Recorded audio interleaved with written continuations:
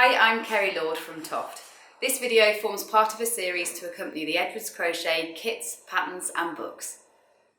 In this short video, I'll be showing you how to do the final touches on Winston the Aardvark's nose. So it's a very unusual technique that's only been used in a couple of Ed's animals, but it's one that can take a little bit of getting your head round.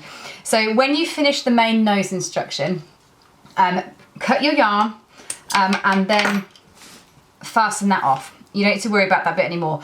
So imagine that the rest of Winston's head is attached to this piece. I've come from the back of the head forwards, and this is the tip of the nose.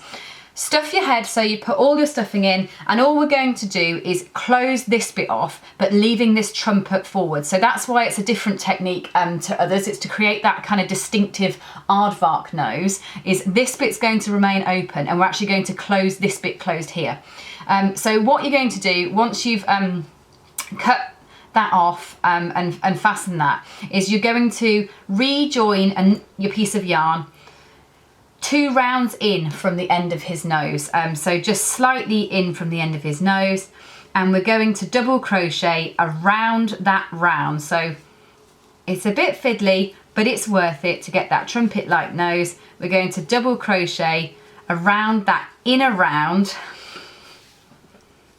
of his nose. You can fold it back if it makes it easier, so you could fold the end of his nose back slightly to do this circle on the inside.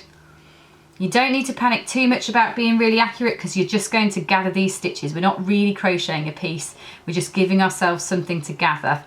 There we go. So you crochet around like that, around the inside, then break that piece of yarn that you've just done that with. Pull that through. So just to recap what that was, is you've come, imagine his head is here, you've come down towards his the end of his trunk. This is the flared bit at the end where you've got those increases. So we folded it back and we've double crocheted 2 rounds in, just using kind of a slip stitch technique to double crochet those in.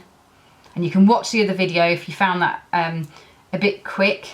You can watch the slip stitch traverse video if you'd like to. Then all you're going to do is gather these stitches together. So off the end of his nose, just gather together those few that we've done extra.